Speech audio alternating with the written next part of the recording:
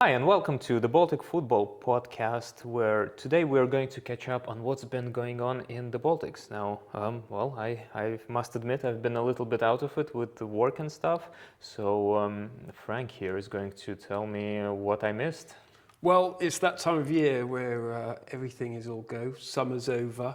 Work-wise, as you say, there's a lot going on. But there's also a lot going on in football. We've had some exciting internationals, and it's the final leg of all three leagues, and there's a hell of a lot going on. And the creases are starting to iron out on how the leagues might end up and look and who will win it. But there's certainly plenty of uncertainties. All right, so we are currently in the international break. What's going on there? I hear England's coming to town. Yep, England are coming to town. It should be quite a fun experience. Tuesday, 9:45 kickoff at the Daugava Stadions. Yeah. England have sold out the stand at the Daugava Stadium. So if you want to see a bit of a carnival atmosphere in Old Town, be wary of England fans, but it should be good fun. I hope all England fans will be on their best behaviour. But in terms of how England are playing at the moment, they've got Thomas Tuchel as a manager, really on form. They've dropped a few big players, big stars. Bellingham, Foden not going to be in the squad. Maybe Harry Kane will turn up. Oh, we'll see. We're good then. Well, good. Yeah, it's a similar situation to Latvia, I guess. There's a lot of these kind of fringe players, big stars out, and you know these English players are going to want to prove that they are capable of the international, and hopefully the Latvian players, a lot of youth in that squad, will be able to do the same and turn up in the best psychological way and be really, really fired up. You were a guest on the Three Lions podcast, and you said that you hope the weather will turn. It will be cold and wet and dark and gloomy, and English players will lose their morale playing in the Daugava Stadium, and Latvia will win 1-0. Do you still stand by that? Oh yeah, The weather is certainly on track. So as I said, if I'm thinking with my heart, there's no reason why Latvia couldn't sneak With your Welsh heart. a 1-0 win. But you know it's going to be a tough game, of course. And England, I would say, are a superior team, but both players are professional. And you know, as we've seen in past historic European club games, anything can happen at the Daugava stadiums. Where there's a few trains, you know, causing a bit of a noise during games going past, or some harsh winds. Paolo Nicolato said that there were issues with the winds against Andorra. So Right. it's a difficult stadium, running track around it. Hopefully the Latvians can make plenty of noise and really get behind the team. But it will ultimately be down to the players of the Latvian national team. And they've been unlucky. Andorra, they were unlucky, but they're not turning up in the first half of games at the moment, and that's a big issue. They really need to get fired up, and they need to figure out how do they get out of the starting blocks, because most first half games they've played internationally, they've done really badly. But I mean, did you watch any of the games, the Latvian games? Yes. That I made an effort to make sure that I can do that little or that much. Yeah, I agree. I mean, it's just I'm baffled. Why? You know, what's the issue? The build-up play is much better than it was during the previous coach's era. I really genuinely like quicker combinations, that they're moving the ball around finally, because 2 years ago you'd watch the games of the national team and it was just lob the ball forward and hope someone gets to it, basically. And now we actually seem to be playing football, but the results are frustrating. Results are huge. And beyond that, as you said, the team takes to the pitch, and regardless of who they're playing against, it almost feels like they're just I don't know, there's no confidence in anything. They're waiting to get slapped across the face with the first conceded goal, and only then they start playing. It's basically like a boxer in the ring, just sort of dancing around, waiting to get hit, and by the time he's hit in the head, he suddenly think, oh God, maybe I should start throwing some punches. Yeah, there's nothing to lose. I guess I can play, but what is there? There's a psychological issue, and there needs to be more leadership in that midfield as well. The midfielders aren't picking up the tempo. They're not pulling the strings enough. They need to get a bit more energy, bit more injection, and there needs to be some leadership in midfield as well. I really enjoyed seeing Vapne in the midfield. I think once he got subbed in second half, I mean the pass that led to the penalty that Gutkowski's converted, that was him, right? Yeah. That was beautiful. Yeah, there were some good moments in that game. The defence let the team down. But just quickly, because I guess we need to move on. Latvia are the best informed team in the Baltics. I'll go on to that a little bit later. There are some good systems. The players really need to psychologically believe in themselves. They need to be motivated. They need to be angrier. And they have to have some self-belief. They are professional players, and they can challenge anyone if they think it's possible. Honestly, shocked a little bit that you'd say that Latvia are the best informed. That's statistics. Because I think Estonia is the best showing up team in the Baltics. Okay. How they've shown up against Italy is just fantastic. Probably no chance, but they're playing really well. Yeah. And Lithuania's first half against Finland was stellar, although they did end up losing ultimately 2-1. Yeah. So I don't know. I feel that stats, numbers aside, Latvia is not pulling their weight. Latvia aren't pulling their weight, particularly in the first half, and the managers had to make changes in nearly every game to try and get something moving in the second half. They've hit the post in all three games. Against Serbia, Albania, so they've been unlucky. Latvia have, out of 7 games, drawn 3, lost 3, won 3. So we'll go on to Estonia now. Estonia, 7 games, 1 win, 1 draw, 5 losses. Estonia have done really well against Italy, but 3-1, Heinz saved a great penalty, the goalkeeper for Estonia.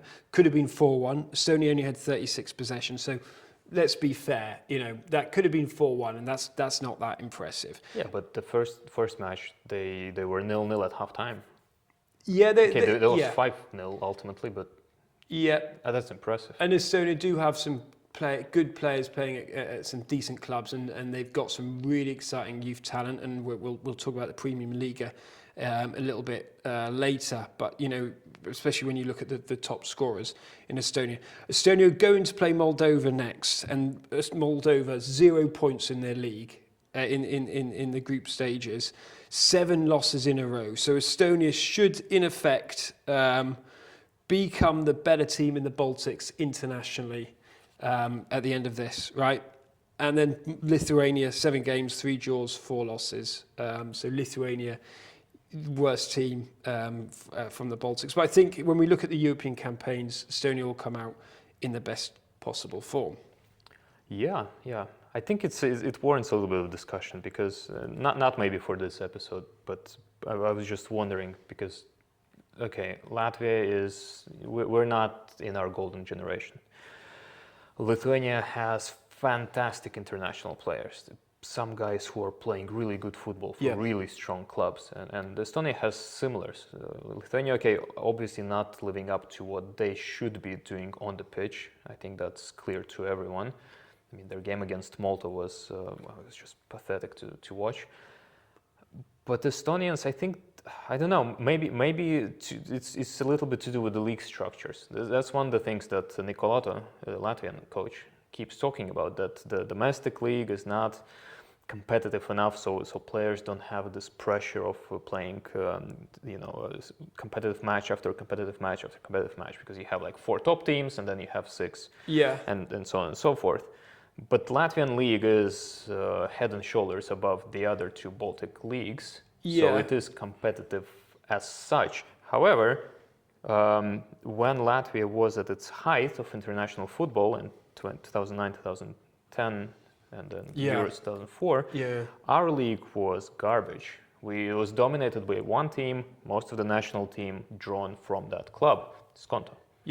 Which is a little bit what's going on in Estonia now as well, and this is on purpose. So if we've talked about the protectionism of the Estonian FA, I don't quite agree with that, because we'll let me finish. So my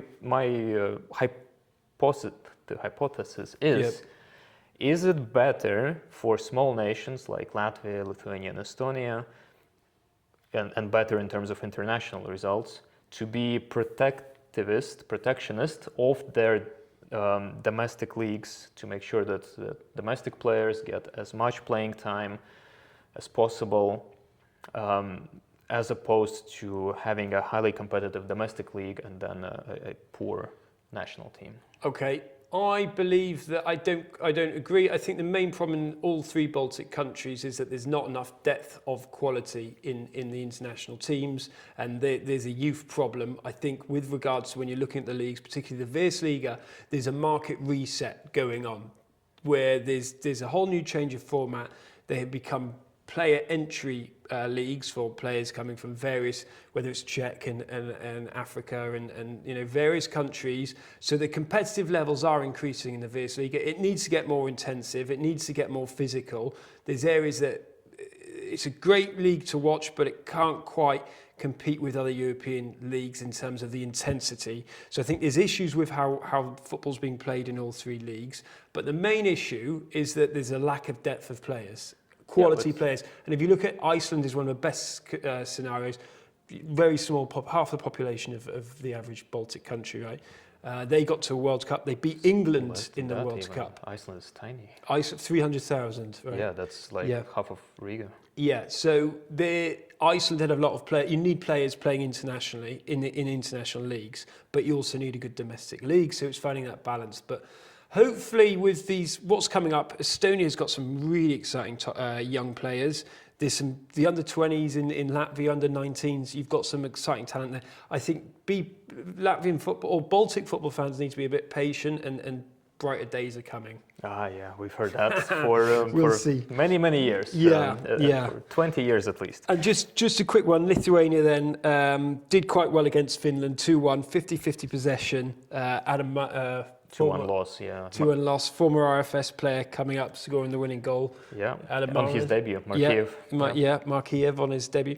And they did very well against the Netherlands as well, 3-2. So they also lost. They're scoring goals, but they lost, and of course, you know, that's a tough league. Poland, we'll see what happens tonight.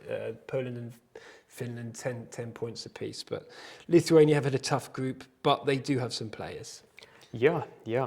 Well, what do you think about this league thing? Should smaller leagues prioritize domestic protectionism so that domestic players get more playing time and generate hypothetically a better national team? Or is competitive football better overall, regardless of who is competitive for, right? So. Yeah, well, I think we'd love to hear our listeners' thoughts on how they think the leagues can improve and how are the international teams at some point somehow going to qualify for a major competition. What needs to be done? Leave your comments and keep the conversation going on social media. Yeah, but all right. So bring me up to speed on what's happening in domestic leagues. Well, domestic leagues. I mean, it's been a great season. Maybe let's start with Lithuania, because I will postulate that is the most exciting league this season of all the three Baltic leagues. Well, I disagree. If you look at what's happened exactly, in Estonia. that's why. All right. Well, let's hear it. Let's start with the A Lyga. So the most important thing in terms of leadership, running a football club like a business, has been what happened at Vilnius Žalgiris. In terms of they shook things up. They made some major changes, right? They were mid-league, struggling, doing super bad. You're saying as if they approached it in some strategic manner and made changes in response. It didn't just become a dumpster fire and there was no other choice. There's a very rosy lens that you're offering on their situation. It's not. You've got to respect the leadership that they But leadership was the issue. So there were resignations, right? Well, before that, the completely underperforming failed coach who is in a personal relationship with the club president, who would not sack him until she herself got sacked because of some dodgy financial issues with share acquisitions. Okay, so from a business perspective, they reset. I get that you're in PR, but I mean, come on, Frank. This is I'm spinning. not looking at the challenging sides of what goes on in whether it's dirty forms of business and so on. What happened at Vilnius Žalgiris? Senior leadership changes have paid off, right? That's the bottom line, and it's proved pivotal to the change of fortunes for Vilnius Žalgiris' situation. They're undefeated in 10 games. They're the best formed team. They've done some great stuff since making those leadership changes and that manager changes. They should have done it earlier, absolutely, but it shows. And we'll talk about the Virslīga. You've got this a little bit with Grobiner as well, in terms of changes are sometimes needed, and you've sometimes got to be a bit more ruthless in football business in order to survive. You are comparing Žalgiris to Grobiner. How low have we fallen? I'm just saying that if you look at teams often in the Baltics, they stick around they stick to leadership and managers for too long.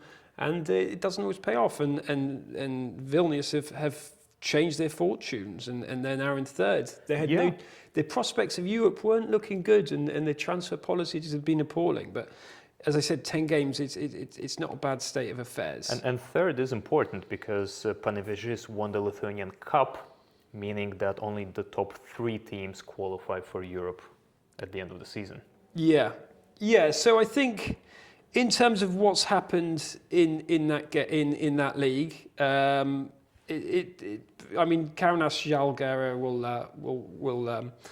Žalgiris will win it. 10 points clear, 68 points total. Only conceded 20 goals, so I think they've won it. Hegelman second place. That's fantastic. Potentially. Kaunas, this will be their first A Lyga title. Yeah. It will be a first A Lyga title for Kaunas as a city in a while. Okay. Because this decade has been dominated by Vilnius, and then with the sprinkling of Panevėžys and Marijampolė, which is where Sūduva are from. But back in the early days of A Lyga, Kaunas dominated, and Kaunas, and check this out, football and baseball club, FBK Kaunas, won the league almost 10 years in a row at one point. Is there much of a baseball scene in the Baltics? No, that's why it's so fascinating. And I don't know what happened to Lithuanian football during so that would be early 2000s. Yeah. But a football and baseball club just dominated the scene. So, but that's not what Kaunas are today. They are an offshoot of a basketball club, which is another sport that's not football. But they've done fantastic. They've built up to this, and they've deserved it. So my claim is I think Kaunas is the most successful sports city in the Baltics this season. Yeah, for sure. Basketball, their amazing basketball club is tremendously successful, and if you take away the riches of Riga FC, which are arguably ill-gotten, Kaunas basketball club becomes by far the most commercially successful sports club in the region. Yeah, by far. And the fans are great as well. If you want to go and experience some good football or basketball, go to Kaunas. Yeah. But sticking to Lithuania, then A Lyga, big derby, 22nd of October. Kaunas Žalgiris, Vilnius Žalgiris. That will see how far the Vilnius team have come, so watch out for 22nd of October. Moving on quickly, Daugava, most likely to go down, 1 point from past 5 games. Riteriai, 4 points from 5 games, just sitting above Daugava. Daugava have the hardest fixture lists with Žalgiris and Hegelman to play. But there's all to play for, and Daugava, Riteriai will play each other. Daugava, honestly, we could have seen that coming a mile away. They were the only club from the Baltics to not win a single game for almost, I think, 2 laps of the season. So almost half the season winless. And they changed coaches. and their fortunes improved. But I mean, too late is too late. Too late is too late. One other quick mention before we move on to the Virslīga. Silalau players, 2 top scorers. Do you mean Šiauliai? Šiauliai, excuse my pronunciation. City of the Sun, come on. City of the Sun, yeah. Jan Kauskas, 16 goals in first place, and Jorgic, Serbian player, 12 goals. So you've got two good goals, two highest goal scorers in that league. Technically, I think it's even Šiauliai. Šiauliai, okay, yeah. Well, no, that's exciting for them.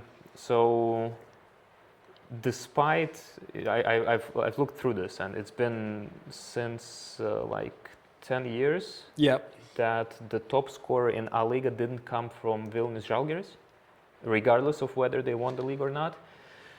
But the last time that did happen, it was also from Šiauliai. Okay, interesting. Yeah, that's a good fact. Virslīga.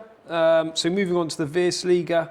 I think that's similar situations in terms of who's going to win. What's been your take on this final lap of the Virslīga? I think no big surprises at the top. Riga FC are cruising to reclaim the title they last held in 2020. Yeah. RFS have given up on the season, I think is fair to say. So I'm not tremendously thrilled about Virslīga. It's okay. So we're gonna have different champions, but they're not new champions. It's roughly the same top layout as it was in the previous years. The thing I find most interesting about Virslīga this season, I think, is Jelgava. With their Czech Legion.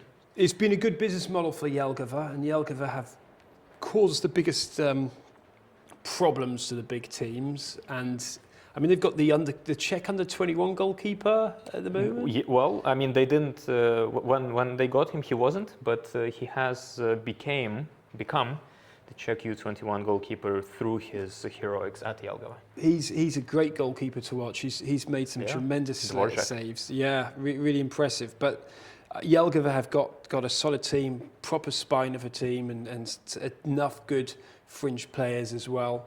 They've been last season, remember, they sunk like they had a rock tied to their neck, and the only reason they're even in the Virslīga this season is because your club, Valmiera, got themselves relegated 3 tiers down. Yeah.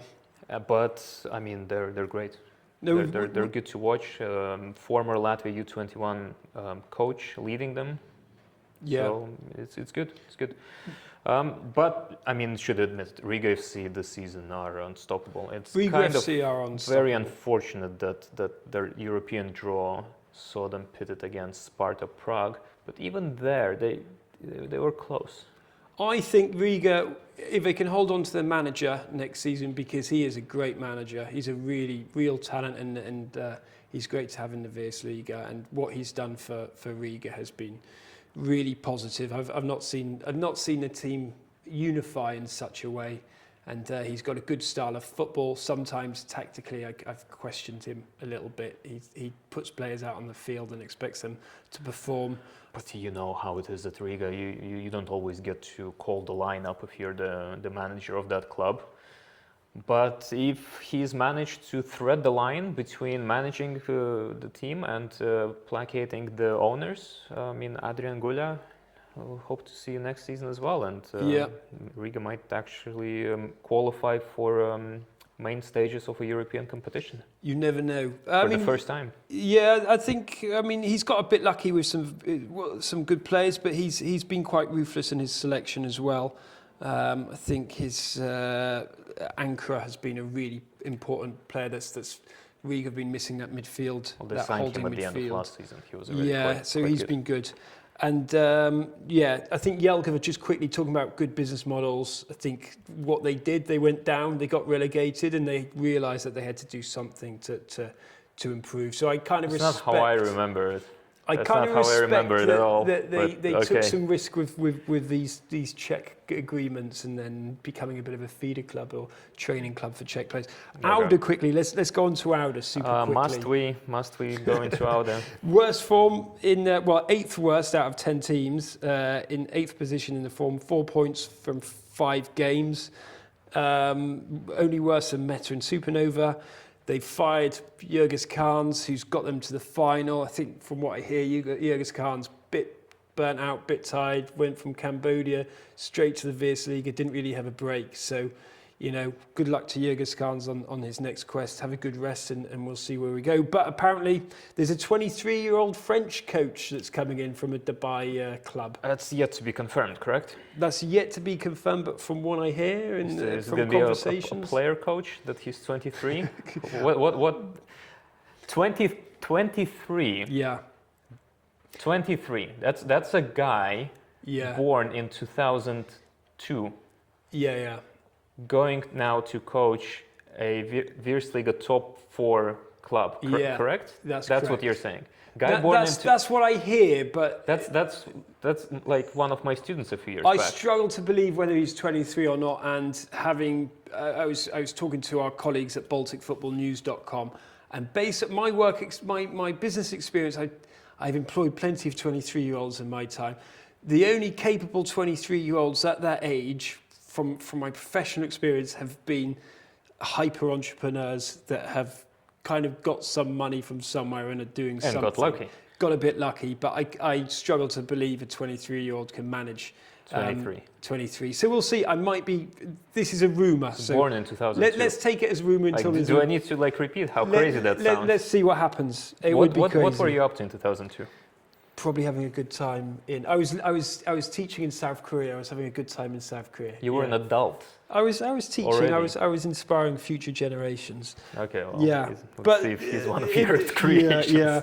Leapai quickly. They need to be better. They're on good form. They're fine. They can't play against the big teams. They're going to finish 3rd, but they are just shockingly. But they turned up last year. Come on. They turned up to the Skonto and they just don't. They can't perform. They won RFS. They drew 2-2 with RFS. But before that, they won RFS. I've seen Leapai this season, and they're not to the standard of the two bigger teams. I think remember what they were like last season. But they went through three managers last season. I like this. I don't mind this. This season. 3 managers. Okay. Yeah, they started with what's his name? Then there was the interim manager, and now it's the Andreas Alm, the Swede, and he finally whipped him. I hope he'll be at the club next season, and hopefully he'll be able to put his own mark on the club next season. But they need to get up that level. They need that quality. Final third isn't they're lacking in that area. But they're second. Yeah, they have got 10 points from 5 games. And just quickly looking at the final, the bottom half of the table. It's going to be between Metta and Supernova on who survives and who doesn't. Supernova, really worrying form. They've got 1 point from 5 games, but they have scored 7 goals, which kind of puts them in the top 4 teams. They're in a bit of trouble, but I believe in their manager. I think he's a very good manager. Metta, not so good this season either. Metta, the longest tenured top flight team. Okay, might come to an end. I think they've been continuously in Virslīga for like 12 years. 12 years. If I was a Metta fan, this is the most worried. This is the most stressed I'd be. Oh, come on! They did like 9 years of relegation playoffs in a row. But they're in the basement. No, I know. They're in the basement. It's not a lot of points. And if you look at the fixtures, I think Metta have the hardest fixtures. Grobiner made the right decision to change the manager. They are now they're in the top 3. That really surprised me, to be honest. I sort of thought that Grobiner and Viktor Dobricovs are one and the same. Yeah. But apparently not. They made the right decision. I like the manager, the former manager, they've changed the form and they got rid of some players and they made some big changes. And quickly, Tuchel did enough to get results against Supernova and Metta, and Tuchem's team are, and they had a good transfer window. So I think Tuchem's will be fine. RFS, just quickly, looks like they're changing their systems. Reminded me of the Levadia style of play, but they're going to be expect some big changes. Yeah, I don't know. RFS are a disappointment this year, honestly. Yeah, but they'll be clearing out their play. Some players will be gone, and you're going to see RFS really scrapping it out because there's going to be some players on the firing line. So I expect to see something there. Anyway, what's up north? Up north. Is it Levadia or Flora? Well, is it Flora or Levadia? The only two choices you get if you're an Estonian football fan. Great number of points. So Levadia and Flora both have 69 points. Real big rivalry between these two teams. Levadia have scored 8 more goals, 76 goals this season, but joint points. It's going to be to the end. To see who wins that league. Did you know that no team outside of Tallinn ever won the Estonian Premium League? Okay, yeah. So if you're a fan of, Vaprus, of Paide, of Tammeka, or Narva, I mean, go for the cup, I suppose. Which many of them do. Yeah, and that's true. But I mean, that's. I mean, what is that, Frank? That's not even Scotland. Yeah, I mean, at least you have 2 cities there. It's financing. I mean, it's just Flora and Levadia have a great Flora Levadia stadium. with an intermixing of Kalju in the last decade. But it's a logical thing. Tallinn is the capital, and they have the highest catchment of youth players as well. Flora get the best players, youth players probably, and Levadia have deeper pockets. So you can understand logic. Plus, they've got the stadium where they can sell tickets and seats. But I don't buy that. Okay, you could make similar argument for Lithuania maybe, where you have it. But that's not true. You can't, because it's not just Kaunas and Vilnius. You have small, like Panevėžys is tiny. Yeah, Marijampolė is very small. Yeah. I've been there. It's there's not much to it. It's a lovely place, and we were treated very well when we were there. But you blink whilst driving through and you miss it. Basically, it's very, very south of Lithuania, near the Suwalki Gap. Okay, yeah. Panevėžys, lovely town. It's a town. It's a town, yeah. Yeah, and those places managed to dominate national football, despite there being Vilnius and Kaunas, who are 2 huge cities by regional standards. In Latvia, your club, now almost competitively defunct Valmiera, won in between RFS and Riga giants. Yeah, Valmiera. If you look at what Valmiera have contributed to Latvian football, player now in the Premier League. Look at the number of internationals Valmiera produced.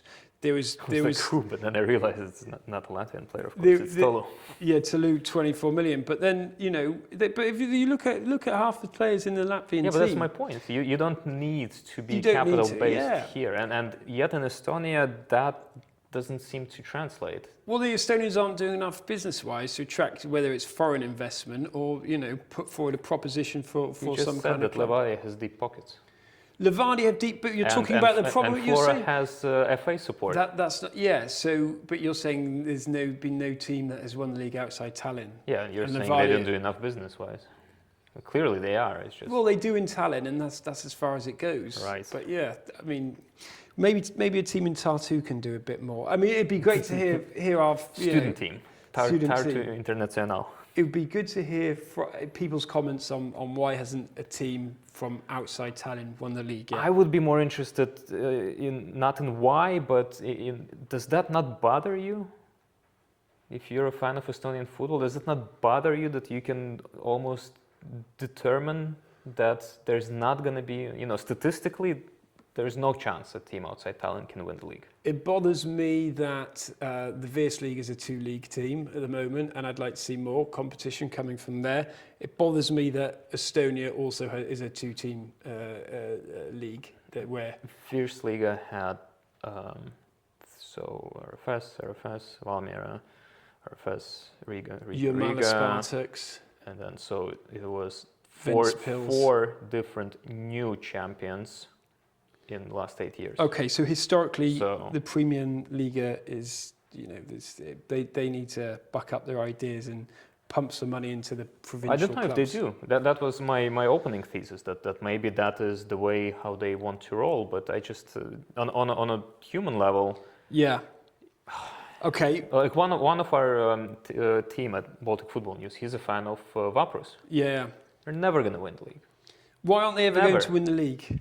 Never. Well, I mean, if you look at Parnu have got a 17-year-old. So there's 3 top scorers, right, in the Estonian league, all on 13 points. Palberg. Is that your Estonian accent? No, I'm not even going to attempt an Estonian accent. P-A-A-L. Palberg, yes, Palberg, yes. yeah. 17 years old, top scorer. I mean, how exciting is that? That is exciting. And then you've Not going to win the league, though. got a 20-year-old from Vapus as well, and Sapinen, yeah, from who's also 3 top scorers there. So that's exciting. 2 teams on 69 points. Who's going to win it? We don't know. That's exciting. Tallinn Kalev, another Tallinn team, best down. form. No, not worse form. Yeah, likely to go down 13 points, last place. Yeah, they're going down. That's Tammeka have got 23 points, so just above. Probably Tammeka, Tartu are going to do playoffs against, Vimsi in second place in A Lyga. Yeah, Noma United are in top spot. They're going back up. Vimsi are in second spot, so they're going to play against 9th in Premium Liga, which is probably going to be Tartu, but Kalev, they seem to be dropping out. Yeah. Kalev, Klavan stopped his playing career. Okay, yeah. And just 2 years ago, they qualified for Europe in number 3. So that's a nosedive for that club. Big nosedive. Historic club too. Yeah. Do you know why their colors are not green and white as Flora or Levadia? It's not to do with the Estonian national flag. That's Tartu. Okay. That's why Tartu are blue. That's from Independence. Kalev, that's because way back when, during the time of the First Republic, the Scottish flax merchant who was originally running the club. Okay. Those are the colors he shipped over to play in. Okay. So, do you know where the Scottish merchant was from? Scotland, but you don't know where in Scotland. It could be somewhere like Dundee. I think there were quite a few Baltic connections to Dundee with Utes. And anyway, moving on. We won't go into too much history. Kalev, 3rd place, best team, 13 points from 5 games. The away form is the interesting one. Flora, a superior away, 38 points, total of 38 points, really good. And Levadia, home form is the best. So that might be how that ends, or could be down to who performs best away and at home, but we'll see. Yeah, and that's interesting because they share a home. Yeah, and they share a home as well. Yeah, yeah. So I don't get that. So maybe maybe the Flora fans just aren't that good compared to the Levadia fans, or how does how does the psychology work when it comes to away and home form? I don't know. I always wonder about the same thing with respect to Milan derby, for example. Yeah, the 2 big clubs share a stadium. In Latvia, Riga, that's not a real thing. Yeah, Auda need a new stadium. In Lithuania, they barely can scrape together 2 clubs per city anyway. So at Vilnius, no, Kaunas has got 2 teams. Vilnius have got 2 teams. Kaunas has 1 team, and Kaunas County has another team. Oh, so Hegelman. Yeah. So how far are Hegelman from outside Kaunas? I don't know, but I mean, even the title is in Lithuanian. They like to be very specific. It's literally Kaunas County Hegelman FC. Okay. And Vilnius has Riteriai now, not for long. Yeah. But Transinvest, who are coming back up, they are also a Vilnius team, but they're a Vilnius County team as well, similar to Hegelman. Both of which are logistics company-owned clubs, by the way. Well, that's good because the Polish economy is slowly starting to match the British economy in terms of growth and so on. Is Poland Baltic? No, but area of jurisdiction now. Lithuania and Poland are neighbours, and with some good logistics coming from Lithuania. Oh, I'm excited. Transinvest are coming back.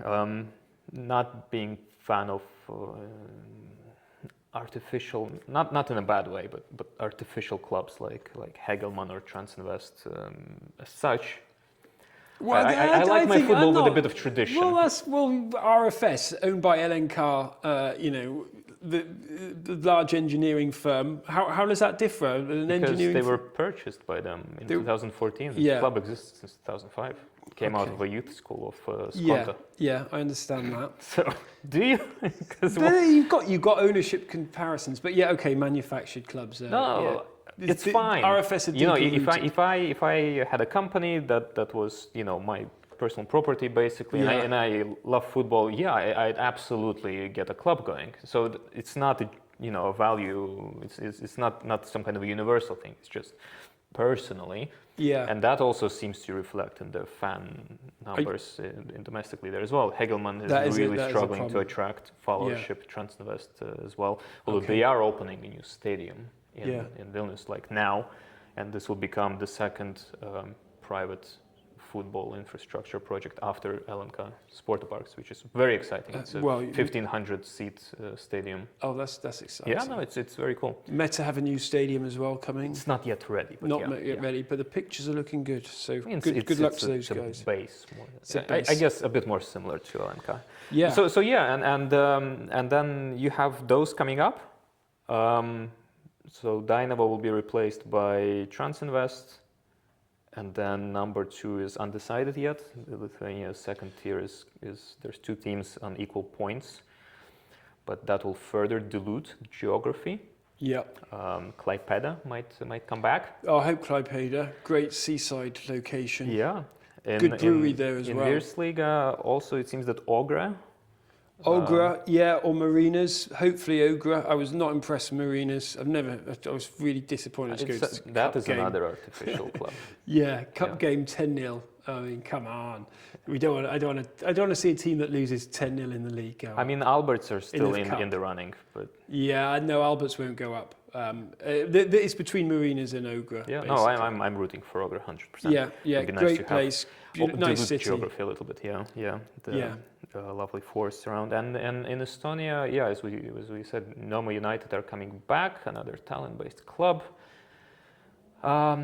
Basically, and in the second playoff it will be Vimsi. All to play for, basically, in that. For next season, I think it's going to be a good ending to everything that happens. Internationals coming up, England in town should be great experience, and then we'll see. But internationally, not the best looking campaign.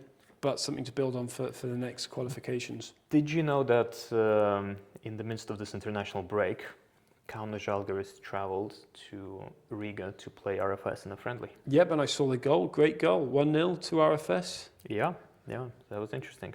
Yeah. So I genuinely would love to see a Baltic League. I think we get these things routinely. If you'd like to see a Baltic League, please leave your comments and let us know your thoughts on how great and amazing a Baltic League would be. And of course, you can continue to send messages to all football federations telling them there should be a Baltic League as well. Just the 2. It would be. Yeah.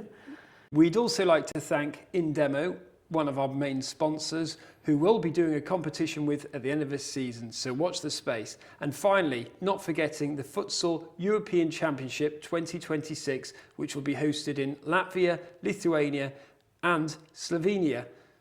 Watch this space for a great tournament, and of course, make sure you visit balticfootballnews.com for all the updates and commentary on games. But for now, thanks for listening.